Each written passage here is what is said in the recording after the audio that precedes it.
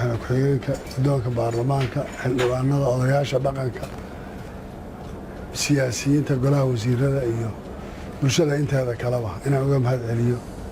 soo dhoweyntii qiimaha lahayd ay nagu soo dhoweeyeen magaalada Kismaayo iyadoo aan safar yar u baxnay oo shaqo oo ahayd inaan bal dadka ay wax naga dhexeeyaan gaar ahaan beesha caalamka iyo hay-adaha ammaanka iyo kulligood inaan ka wada hadallo bal xaaladda meesha ay marayso iyo wixii maanta hore loo qaban karayo iyo meesha marxaladda iyadoo ay marayso waxaan safarkaas gaaban ku joogay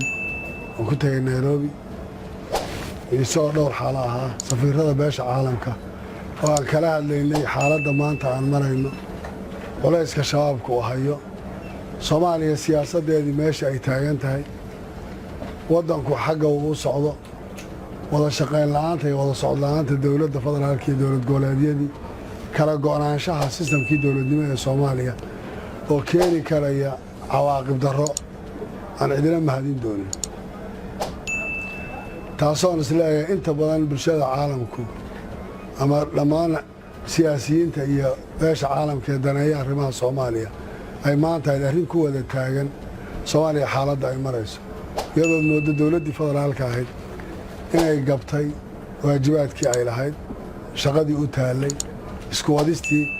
waddanku ay maamulaan midka uu yahay waxa uu u baahan yahay in la aduudo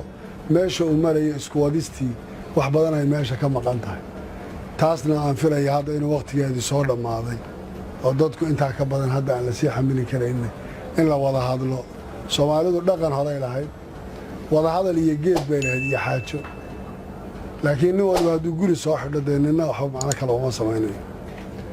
dowladdan saaxiibadan ee Kenya lafteeda waan wada hadal baan la galay laamaha ay khuseynaysa amnigu gaar ahaan arrintan dagaalka shabaabka iyo inaan qaadno howlgal aan muddo badan sheegayno sidaan hadda aan lagu jiri karayn inay muhiim tahay in operation la qaado shabaab aan la dagaalano iyadana aan isleeyahay waan isla qaadanay waana mid maanta la wada danaynayo saaxiibadeena guud ahaan nagala qayb gala barnaamijka howlgalku in howlgal degdega la sameeyo oo intaa ka badan hadda aan la fadhiyi karayn waxaa lagu mashquulay siyaasaddii waxaa gacanta ka baxoo la iloobay amnigii marka inaan u soo jeesano taasaan prioritiga saaray intaa ka bacdi waxaan rabaa inaan idiin sheego reer Jubbaland xaalad adag iyo marxalad adag baynu soo marray insha Allah waan ka gudbinay hadda marxaladahaas waftiyo badan baa inoo iman doona waxaan kala hadli doonaa waxay tahay waddanka waxa maanta noo yaala Soomaaliya maanta waxay mashquul ku tahay siyaasad maxaan qabanaa iyo yaa noqonaya yaa ka noqonaya laakiin baahida maanta waddanka taallay waa mid ka weyn waxa maanta dadku ay ku hadaaqayaan iyo waxa siyaasiga Soomaaliga uu ka hadlay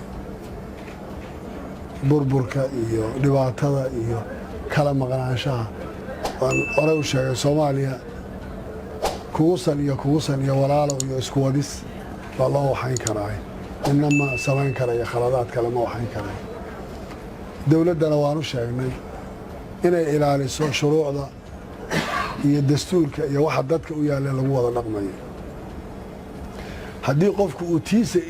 ilaalin waayo dee wixii kale dhibaato ay soo gaadhay waad garan kartaa waxa isagana ay saameyn ku yeelanayso shalay baa xadgudubyo la sameeyey wasiir baa la xiray si aan sharci ahayn ciidan baa guddoomiyaal iyo maamul baa la qaaday meelahaan munaasab ahayn baa la geeyey dowlado kale interfeer ku sameeyey wax kalaa lagu soo sheegay waa la qaaday maanta dowladdu markay guddoomiyaal degmo dowladii magacawday oo haykal dastuuriga ku magacaaban oo shaqeynaya intay qaada tiraahdo wax kale aan idiin samaynaynaa xaq ay u leedahay muxuu yahay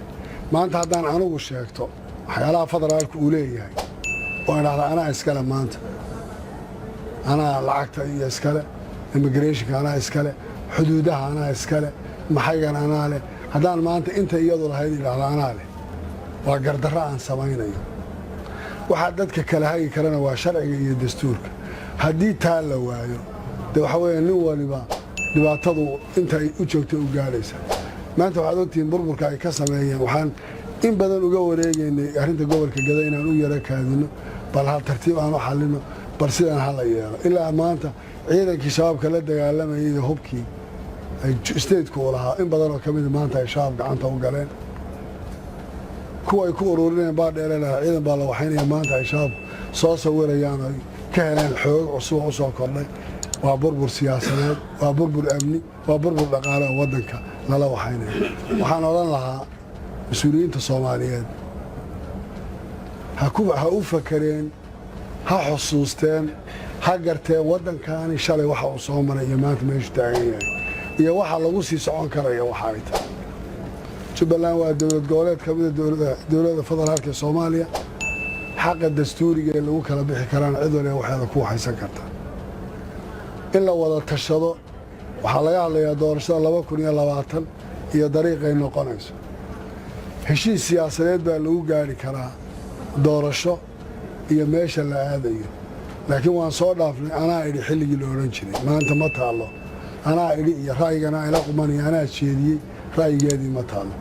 wax kasta oo wada tashi lagala tashan hore waan u sheegnay si ay si markaan lagu aasaasay halkan khudbadii Cabdiweli Gaas baa waxay ahayd 80% waddanka dowlad goboleedyada xukumo maanta mid baalkiisa lagu burburinayaa yaa lagu ogyahay mas'uuliyadda xagee wax loo wada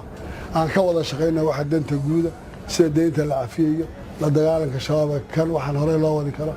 aan ka wada shaqeyno dib u heshiisiin wada hadal heshiis siyaasadeed doorashada dhacaysa nooc ay noqonayso garoon aan isku waafaqsanahay inaan waxayno waxa laga daayo dadka dhibaatada iyo mushkiladda mar walba soo noqonaysa waxaan is leeyahay safarraan noo iman doona waan jeedin doonaa boosishanka aan qabliyo mowqifkayga aad baad u mahadsantihiin idinkana soo dhaweyntii waan idinka mahadcelinayaa Soomaaliya maanta kugu sanbay meel ku tegi kartaa kuna socon kartaa anaa idhi waqtigeedii waa la soo dhaafay waxaan hadda dhowr qof ay soo weydiinaysay oo tegistayda iyo sababtaan u tagayo safar shaqaan u tagay anaana shaqadii haddana safar shaqaan ka soo noqdo waan ku imi wax kale intaan dhaafsan muuna jiro propagandaduna meesheeda ma dhaafayso marka waxaan odhan lahaa Soomaaliya qof waliba mas'uuliyadda ka saaran ha ogaado in bari lagu la xisaabtamayo taani saaran waa lagu la xisaabtamaya tan ninka kale iga sareeya ama mas'uulka federaalka saaran waa lagu xisaabtamaya hadii Ilaahay aan isku duubnaano midnimadeenu inaga inoo taala odayaashan kulli waa dadkii shalay Soomaaliya u soo rafaaday soo dhisay nin walibana uu garanayo marxaladii uu soo maray deynaan dib ugu noqon inaga inoo taala taas aad